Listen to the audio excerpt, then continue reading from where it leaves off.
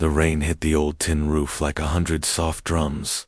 It was just after dawn, and the smell of damp earth drifted through the open windows of the small house in Madurai. Lakshmi Pichai was already awake, her hands gently folding school uniform.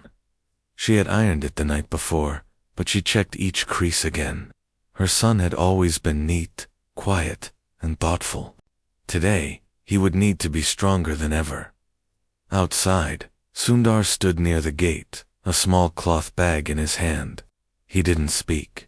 He just looked at the road like he was waiting for something bigger than the school. Then Lakshmi stepped out quietly and touched his shoulder. "Eat something before you go," she said softly. Sundar shook his head.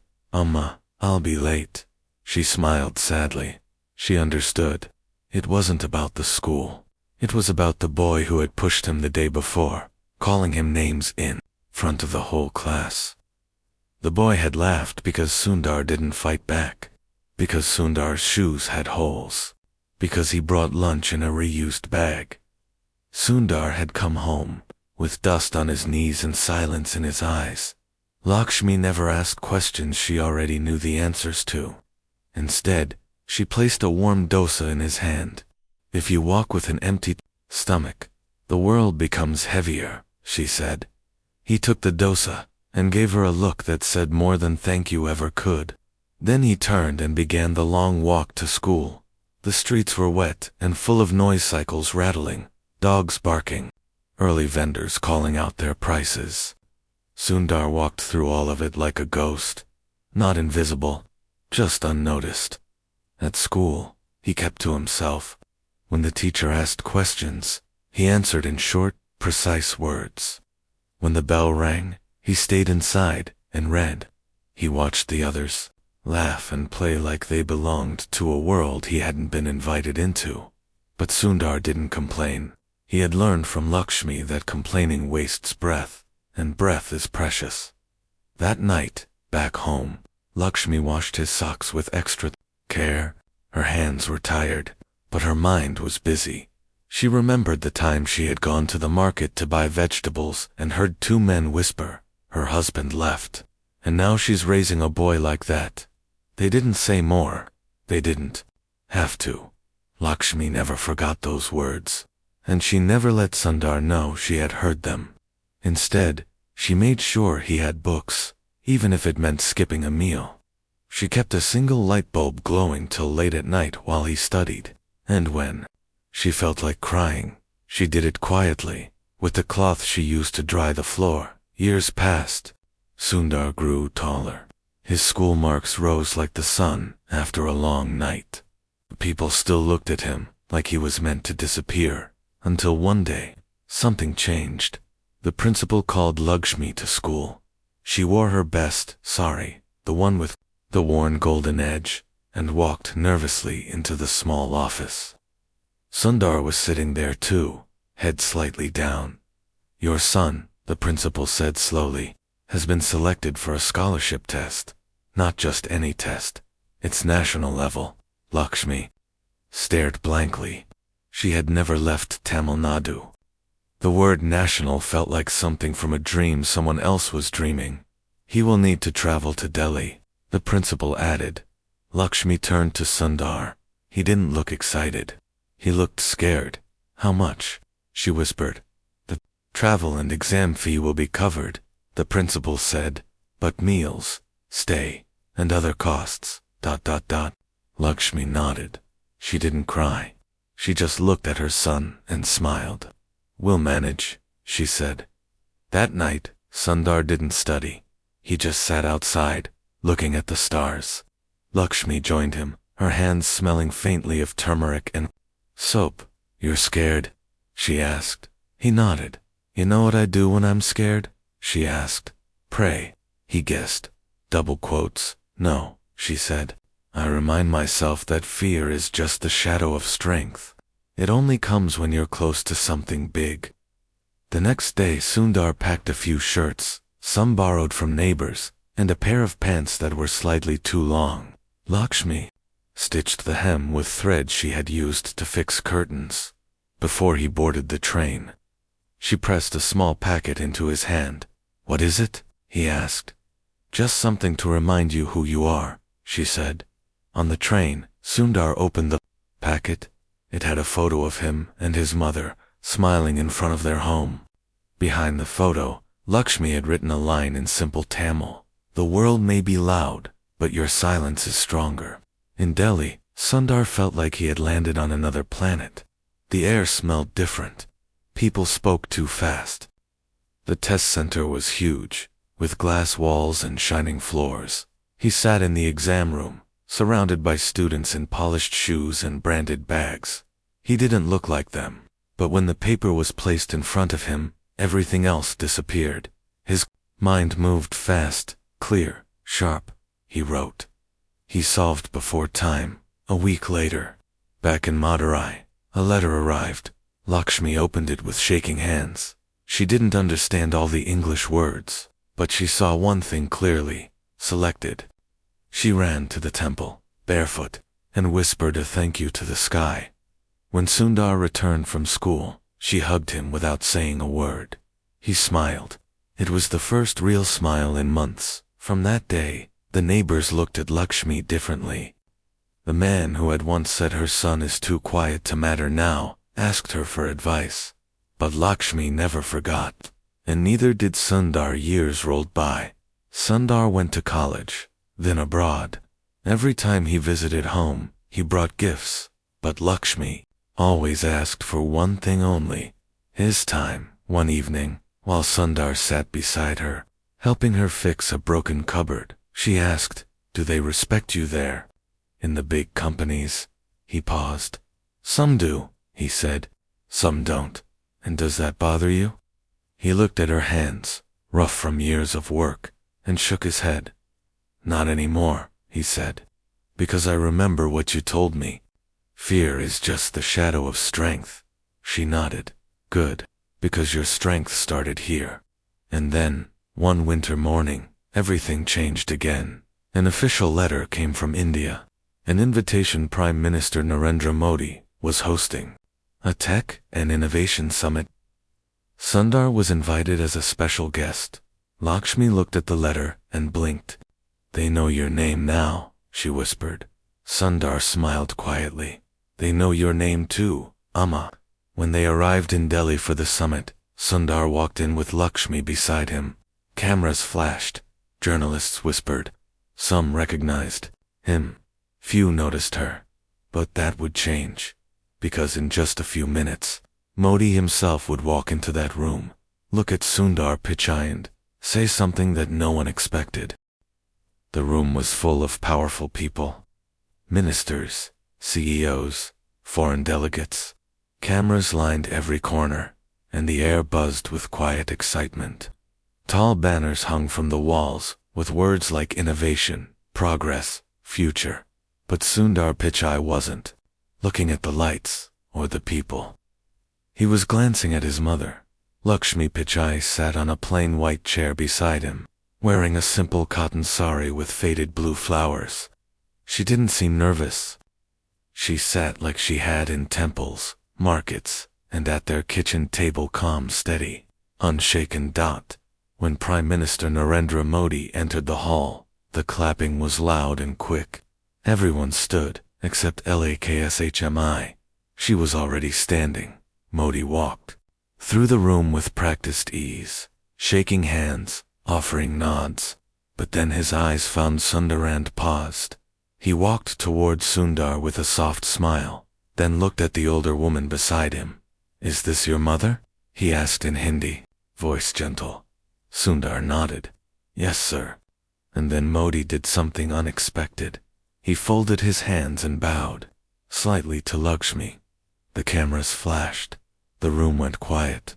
Lakshmi stood still, her hands clasped. She didn't bow back, but her eyes softened, and a smile touched her lips. It was a quiet moment. Too quiet for such a loud room. Then Modi turned to the audience. "You all know Sundar Pichai," he said. "But today, I want to speak about his first teacher, his first strength, his mother." People turned to look, some surprised, some confused. Modi continued. It's easy to praise a man who leads a global company. But look at the woman who taught him how to carry respect, even when disrespected. Who raised him to be strong, even when the world gave him no reason to be. Lakshmi's fingers gently curled over the edge of her seat. Sundar's heart pounded.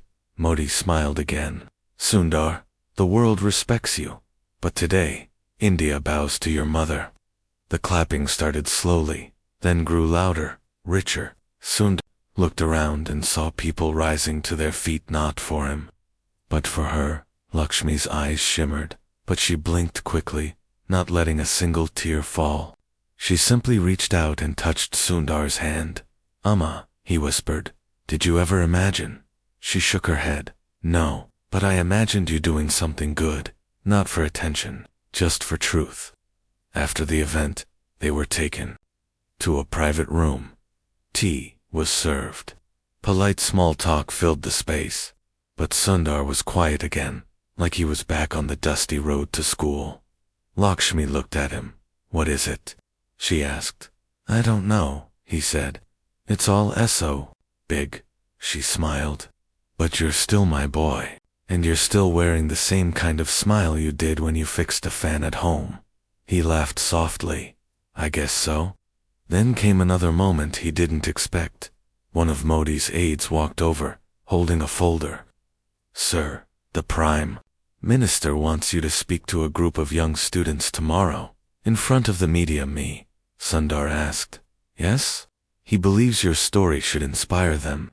Lakshmi touched his arm. Do it, she said. But public speaking isn't easy. Nothing worth doing is, she replied. That night in the hotel, Sundar didn't sleep much. He sat near the window, watching the lights of Delhi sparkle like stars on the ground. Lakshmi was asleep on the bed behind him, peaceful, her hands folded across her chest.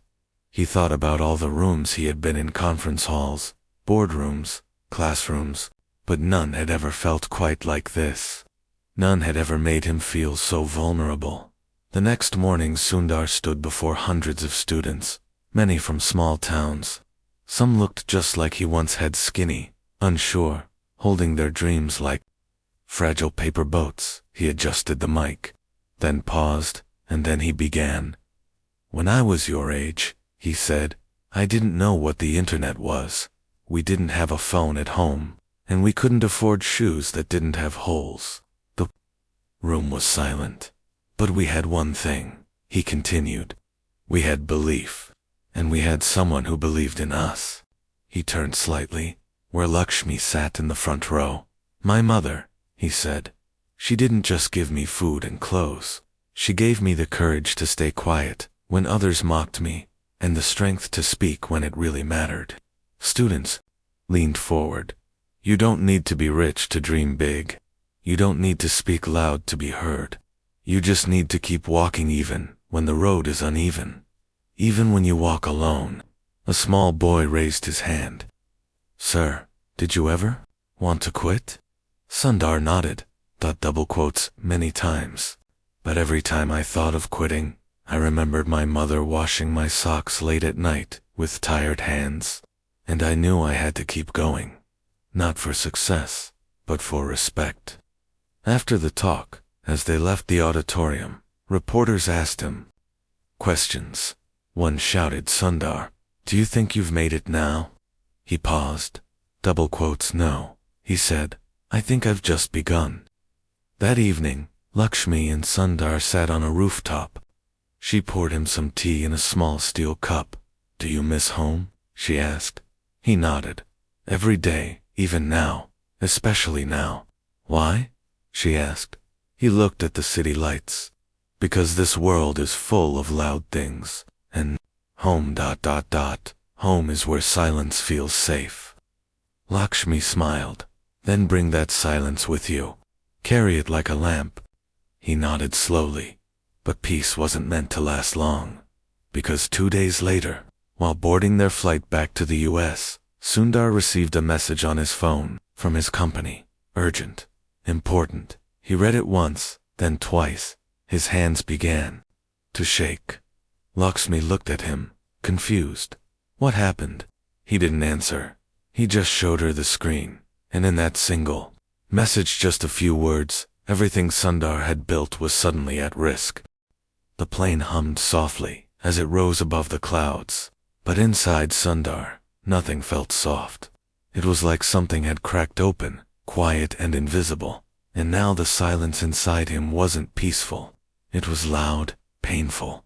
Lakshmi noticed the way her son sat too still, eyes locked on the seat in front of him. She leaned closer. "You still haven't told me," she said gently. "What was in that message?" Sundar didn't speak for a while. He just handed her the phone. Lakshmi squinted at the screen. She could read English, but these were corporate words, legal words. They felt cold, strange. "They are questioning you?" she asked slowly. "Yes," Sundar replied.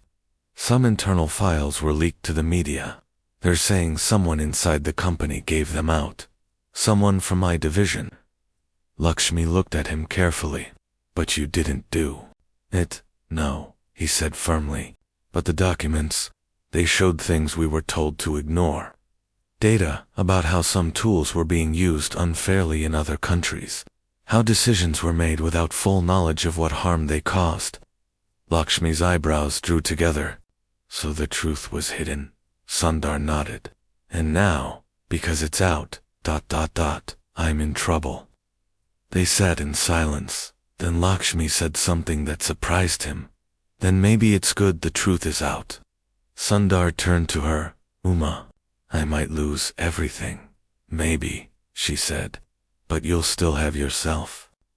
He looked away. She touched his hand.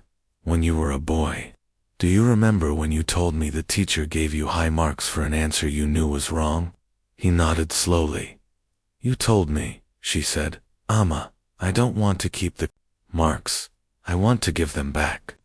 He looked at her, remembering. "You said truth matters more than the prize," she whispered. "Do you still believe that?" He nodded. "I do." She smiled softly. "Then this is just a harder test." When they landed, reporters were waiting at the airport. The news had already broken. Articles with bold headlines, phrases like whistleblower scandal and executive under investigation. Cameras followed Sundar as he walked with Lakshmi through the arrival gate. He didn't speak. He just kept walking. At home, the calls started. From board members, from old friends, from people who now acted like strangers. Some warned him, some blamed him. One man from legal said coldly, "We trusted you. If this affects the company's image, your position will be reviewed." That night, Sundar sat in his study, papers spread out on the desk. He hadn't slept. Lakshmi brought him some tea and sat beside him. "What will you do?" she asked. "I want to speak," he said. "I want to explain what really happened. But if I do, it'll open up more questions. And it might make things worse, or it might make things better," Lakshmi said. "How?" "By reminding people that honesty still has a place, even in big halls, even in glass towers." He looked at her with tired eyes. "Amma, sometimes I feel like I'm too soft for this world." "No," she replied. "You are firm in the quietest way. That's not soft. That's strength people don't understand." The next morning, Sundar walked into the office. People avoided eye contact. Some whispered, few looked at him with doubt in their eyes. He walked straight into the boardroom. The board members sat in a circle, cold and distant. The CEO of Global Operations cleared his throat. "We are giving you a chance to speak," he said, "before any decisions are made." Sundar stood. His voice didn't shake. "The documents were real," he began. "And yes, they showed decisions we didn't question. Data we ignored. Impacts we brushed aside." There was a murmur in the room. "I didn't leak them," Sundar continued. "But I see now that silence would have made me just as guilty." One of the directors frowned. "Are you saying the company was wrong?" "I'm saying we were blind," Sundar replied. "We measured progress in numbers, not in people. We solved problems on paper and left real ones untouched. This isn't good for public image, another said sharply. Truth rarely is. Sundar answered. A silence followed. Then, the chairman leaned forward. And what do you suggest we do now? Sundar looked around the room. We own it, he said. We speak openly. We change what needs to be changed. They stared at him. Then someone scoffed. Easy to say when your seat's on the line. Sundar met the man's eyes. Then take my seat, he said. But don't take my voice. He walked out. No one stopped him. At home, Lakshmi was waiting. How did it go? She asked. He didn't reply. Instead, he went to the small prayer shelf, lit a diya, and sat down. Lakshmi smiled faintly. You spoke the truth, didn't you? Yes. Then it went well. But the days ahead weren't easy. News channels debated endlessly. Some praised him. Some mocked him. A senior host on a major network said, "Why would a man at the top choose to shake the system that raised him?" Others asked, was this courage or foolishness? Meanwhile, emails poured in. Thousands from young employees, from strangers, from single mothers, in small towns. One read, I almost quit my job after my manager told me, truth has no place in big business. Your stand changed my mind. Another said, my son is 12. He wants to be like you, not because of your job, but because of your backbone. Sundar read them all, but one message stood out. It was from a teacher in rural Gujarat. She wrote, I teach 50 children in a village school. We don't have computers. But tomorrow, I will tell them your story.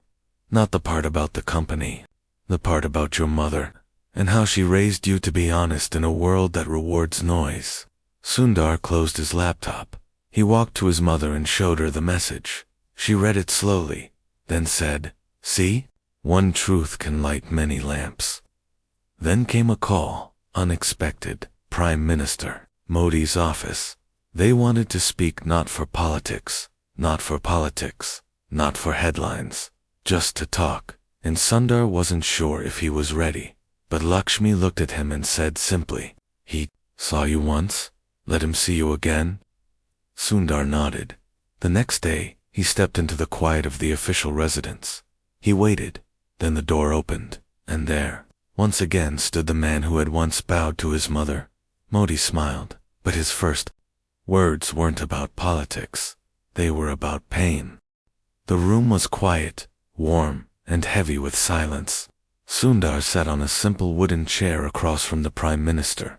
The windows were open, and the light breeze carried in the scent of rain-drenched earth. Outside, birds chirped faintly. But, inside, all Sundar could hear was the voice of the man across from him. Modi leaned slightly forward, elbows on his knees, eyes fixed on Sundar, not as a politician, but as someone who understood the weight of decision. You stood in fire and didn't run, he said again, slowly. But now I must ask you something that could change everything. Will you listen? Sundar nodded.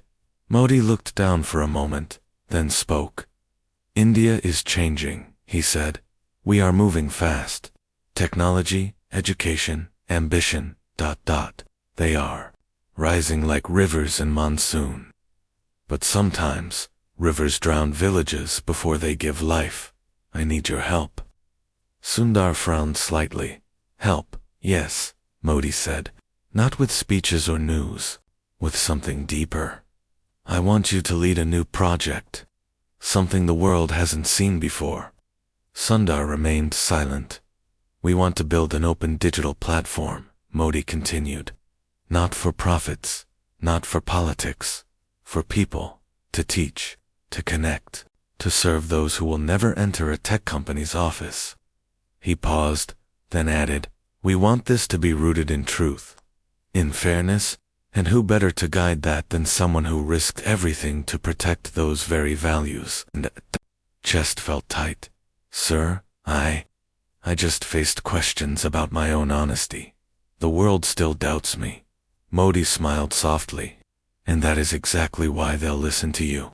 Because when a man walks through doubt and comes out stronger, people trust him more, not less. Sundar looked down at his hands. But if I do this, he said slowly, I may lose everything I've built in America. Then build something greater here, Modi said. I'm not a politician. I'm not asking you to be, Modi replied. I'm asking you to be a guide. The words sat heavy between them. Finally, Sundar looked up. I'll need time. Take it, Modi said. But don't take too long. The children of this country are waiting. As Sundar stood to leave, Modi added one last thing. Your mother was quiet at the summit, but her silence was the loudest thing in the room. Remember that? Outside, Lakshmi waited in the car. She looked at her son's face as he climbed in. He asked something of you, she said, reading him like she always could. Yes. Will you say yes? Sundar didn't reply right away. That night, back at home, he walked out into the backyard. Lakshmi's small garden was still alive, even though she hadn't tended it in weeks. Marigolds, tulsi, old clay pots, small things rooted deep in tired soil. He sat on the ground, leaned against the wall, and closed his eyes. Memories came fast. The old school, the scholarship letter, the way he used to fix broken radios as a child, the first time he saw a computer, the day he left India, the day he returned, and then his mother's voice. Don't chase noise, follow light. He opened his eyes. The next day Sundar called his legal team. I need to step down, he said calmly. They argued, they begged, they warned, but Sundar was firm. I'm not running from scandal. I'm walking toward something bigger. Soon, the news broke. Sundar Pichai resigns. Cites personal reasons. Questions remain, but Sundar didn't answer the media. Instead, he flew to Bengaluru, in a small rented space with peeling paint and flickering lights. He met a group of young engineers, teachers, and social workers. We're going to build something, he said. They looked at him with wide eyes. What kind of platform? Someone asked. One that belongs to the people. No ads, no data traps. Just knowledge, connection, and fairness. He wasn't sure they believed him. But one young woman stood up. If you're serious, she said, I'll leave my job today. He smiled. Then, let's begin. Lakshmi visited the new workspace 2 days later. It was dusty, chaotic, alive. She walked among the desks, the tools, the noise. Then she found Sundar, sitting on the floor with wires and open laptops around him. You look tired, she said. I am, he replied. But it's a good kind of tired. She handed him a box. He opened it.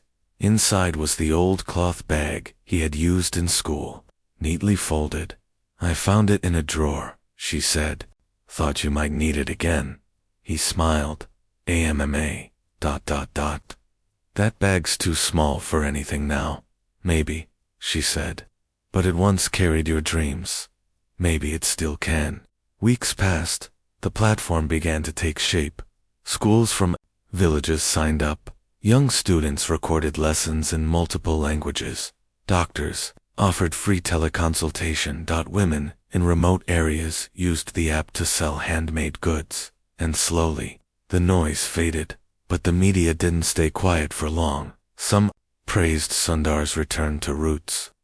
Others mocked it. From Silicon Valley to Indian slums, what is Sundar really trying to prove? One article read, but he didn't reply. One day, a foreign journalist came to interview him. She asked, why would you give up so much to work with so little? Sundar looked at the camera. Because little things matter, he said. And sometimes, little things grow big if you just water them enough. The interview went viral. Millions saw it. And one evening, a small envelope arrived at his new office. No return name, just a note inside. You made us believe again. He read it 3 times, then placed it in his pocket. That night, as he sat beside Lakshmi under the stars, she said something she hadn't said in years. You've become a man I couldn't even dream of. He smiled. No, Amma. I just became the boy you raised. And before she could reply, his phone rang. He picked it up. His eyes widened, double quotes AMMA, ... It's Modi. He wants to meet again. She looked at him calmly. Then go. But take your silence with you. The office of the Prime Minister was quiet again, but this time Sundar felt different. He didn't feel like a man being summoned. He felt like a man being trusted. Narendra, Modi, stood near the window, hands behind his back, watching the traffic flow far below. He didn't speak at first. Sundar waited, patient, respectful. Finally, Modi turned. You've done something remarkable, he said, walking over. The platform you've built is reaching places even our policies haven't. It's changing real lives. Thank you, sir, Sundar said softly. No, Modi replied. I should thank you. He paused. But today, I'm not just here to thank you. I'm here to ask something harder. Sundar's breath caught slightly. Modi sat down, gestured. For Sundar to do the same. We have a problem, Modi began. Deep inside the system, not in code, in people. He leaned forward. Many schools in rural India now use your platform, but some are reporting a strange pattern. The right lessons are being replaced by incorrect ones. Political bias, fake history, even hate-filled content. Sundar's eyes narrowed. That's not from our end, he said firmly. We check everything before it goes live. I believe you, Modi said, but someone else is tampering with it. Someone inside. Sundar clenched his jaw. What do you need from me? We need to find who's doing it. Quietly, without scaring the public, without breaking trust. Modi leaned back. But more than that, he added, we need you to speak. To the nation, to the children, to remind them what this platform is really for. Sundar looked at his hands. He had spent months building something pure, something meant to rise above noise. Now it was being poisoned from the inside. I'll do it, he said finally. Modi nodded, double quotes. I knew you would. When Sundar returned home, he didn't eat. He didn't rest. He went straight to his team. Check every upload, he said. Manually. Use logs. Trace every edit. Find the pattern. His team worked day and night, and soon, they found it. 3. Accounts. Same time zone. All edits made late at night. IP addresses traced back to a private contractor group based in the capital. Sundar visited the office himself. The manager denied it all. Just a glitch, he said. Maybe someone hacked the accounts. Sundar didn't shout. He just pulled out printed records, edits, made files renamed, lessons, deleted. When the manager's voice shook, Sundar said quietly, you're not just stealing data, you're stealing futures.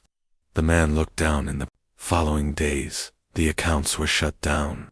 The group was blacklisted. The investigation was kept quiet, as Modi had asked, but Sundar wasn't satisfied. He knew the wound had been deeper, and healing would need more than silence. He planned a broadcast simple, direct, honest. On the day of the speech, he wore a plain kurta. He sat in front of a wooden desk, with no banner, no flag, just his mother's photo in the background. He began, to the children of India, and to the teachers, ... This is for you. His voice was calm. You may hear things that try to confuse you, lessons that don't sound right. I want you to know truth is not always what's loudest. Sometimes, it's what stays with you, long after the noise ends. He paused. When I was your age, my mother taught me the value of clean hands, not just in washing, but in actions. Today, I promise you we are cleaning this platform, not to erase mistakes, but to protect your path. His eyes held the camera steady. Never be afraid to ask, is this true? Never fear standing up and saying, I don't agree. Learning is not just answers, it's the courage to question. Video went viral within hours. Students across the country shared it. Teachers made it part of their lessons, and in small homes, lit by single bulbs. Children watched and listened, like the voice on the screen was a voice from home. Lakshmi watched the broadcast alone that night. When Sundar returned, she didn't say anything at first. Then, gently, she placed a small white envelope on the table. He opened it. Inside was a folded newspaper clipping. A headline circled in red ink. Ex-Googler builds India's moral tech spine. He smiled faintly. You kept this? Yes, she said. Because the world is finally seeing what I always saw. He looked at her. But Amma, some people still doubt me. She leaned in. Even rivers are doubted when they flood, but that doesn't stop them from flowing. He nodded, but then her expression changed, and with it, his heart dropped. She sat down slowly, held her chest lightly. What is it? Sundar asked, rushing over. Just a little tired, she whispered. You haven't been eating well. He helped her to the bed, placed a blanket over her. We'll go to the doctor tomorrow, he said. But that night, Sundar barely slept. He sat beside her, holding her hand, the same hand that once packed his lunches and wiped his tears. The next day, the doctor confirmed what he feared. Her heart is weak, the doctor said. Stress, age. Maybe she's been hiding it for a while. Sundar looked at his mother as she rested, and for the first time in months, he felt small again, like the boy standing in front of the gate, with dusty shoes and silent dreams. He sat beside her and whispered, Amma, I need you to stay. She opened her eyes. I'll try, she said with a soft smile. But you must promise me something. Anything. Don't let this platform become like the others. Don't let it grow so big that it forgets to kneel. He nodded slowly. Never, he whispered. Then her eyes drifted shut again. But her words stayed. And the next morning, when Sundar received another call from Modi's office, he didn't hesitate. He went, but this time, with heavier steps. Modi looked up from his desk. Is everything all right? Sundar shook his head slightly. My mother is sick. Modi stood. I'm sorry. Sundar nodded, but I'm still ready to serve. Modi smiled faintly. You already are. And now, I have one last request. Sundar took a breath. What is it? Modi walked over to the window, looking out again. We want to take your platform national across every school, every village. But it means giving the government shared access, oversight. Sundar's heart dropped. Double quotes. Sir, ... Shared access can mean shared control. Only if we forget why it began, Modi replied. And if you don't, Modi turned to him, then you'll be the one to watch us, not the other way around. Sundar stood in front of Prime Minister Modi, his mind racing. Give the government access, and the platform could reach every corner of India. Help every child, every teacher.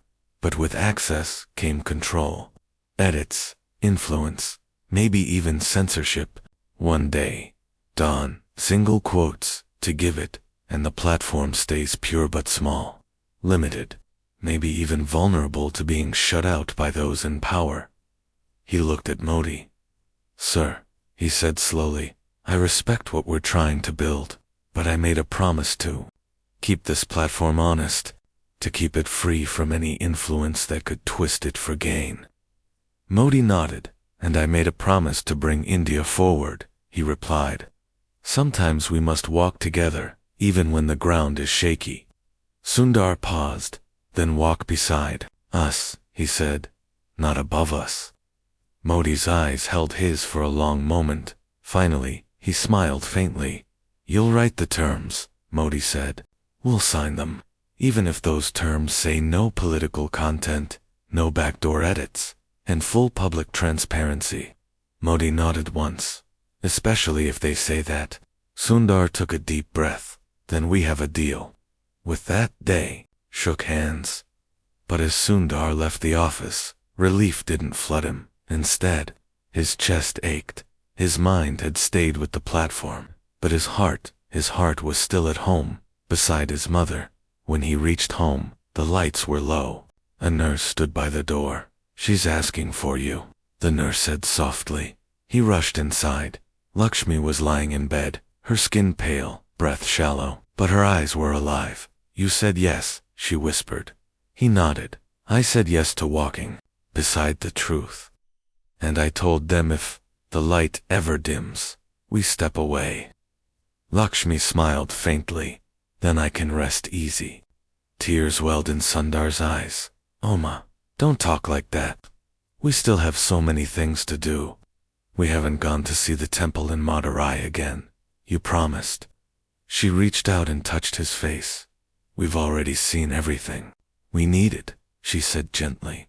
"Every step you took was my prayer answered." His tears fell freely now. "You taught me how to rise," he said. "I just want to keep you close." "I'm always close," she said, "even when I'm far." And then quietly, gently, her fingers loosened, her eyes closed, and Lakshmi Pichai, the quiet mother of the boy with worn shoes, the woman who turned folded saris into strength, passed away in her son's arms. The days that followed moved like slow waves. Millions across India mourned. Her videos were posted. Children lit diyas in her name. Journalists called her the mother of the new India's values. But Sundar said nothing. He didn't give interviews. He didn't speak on camera. He just sat, for days, in the small garden she had once tended.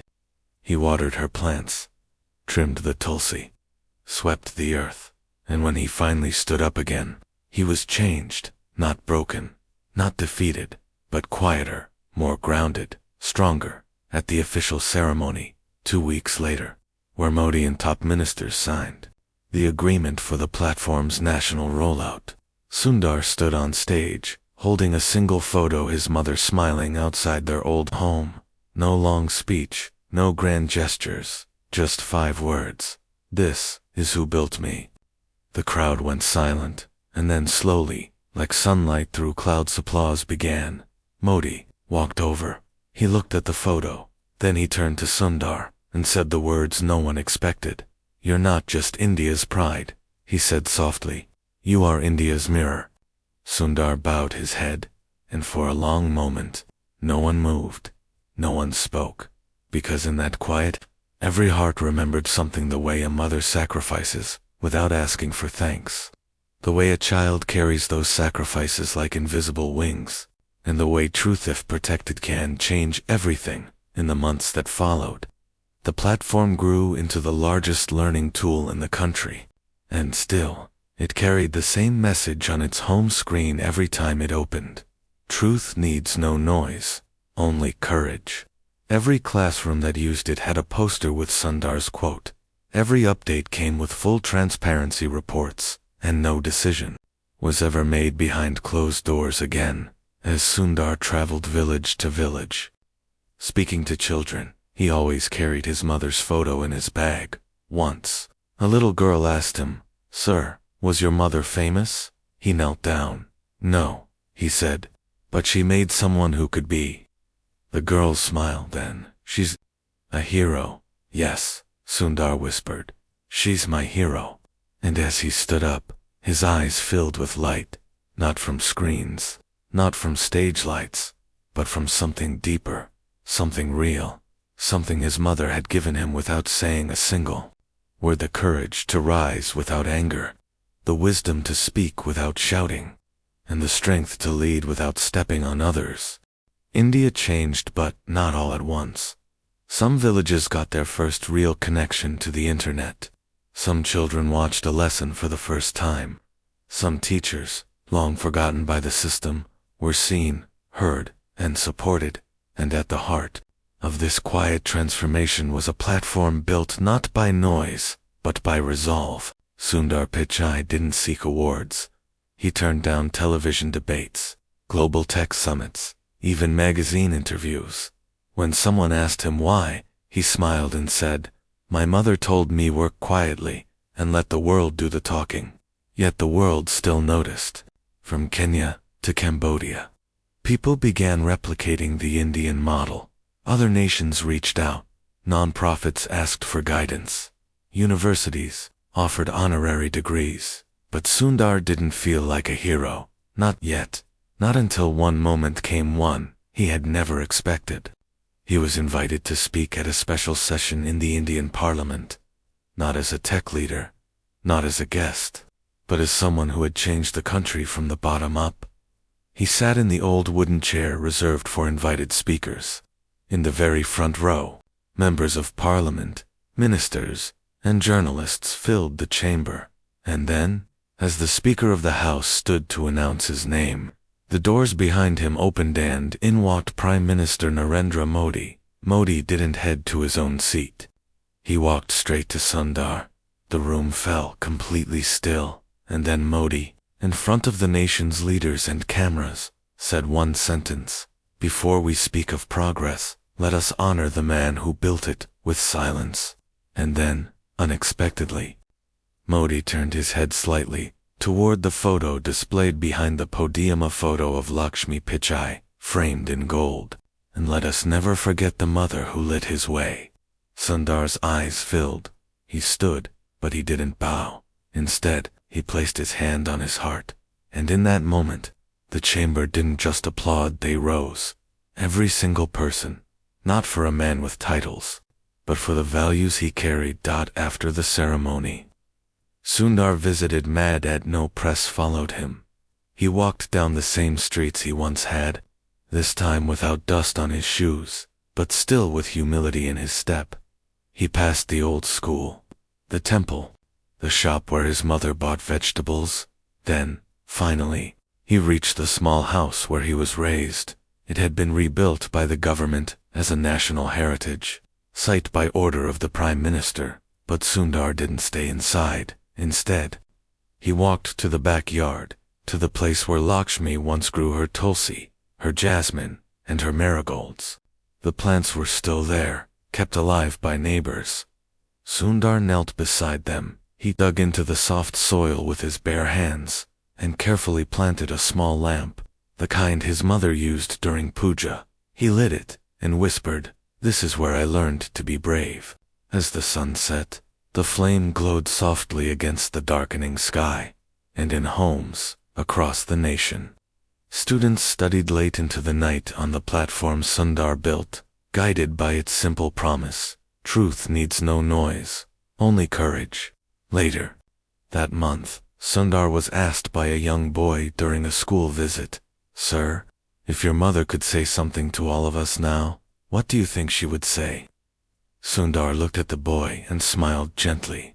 "She would probably say, do your work with love, walk with honesty, and eat your food before it gets cold." The children laughed, but one girl raised her hand shyly. Double quotes, "Sir, what do we do if people make fun of us for being quiet?" Sundar's eyes softened. He walked over and sat beside her. "Then you stay quiet a little longer," he said, "because some storms pass when you don't shout back."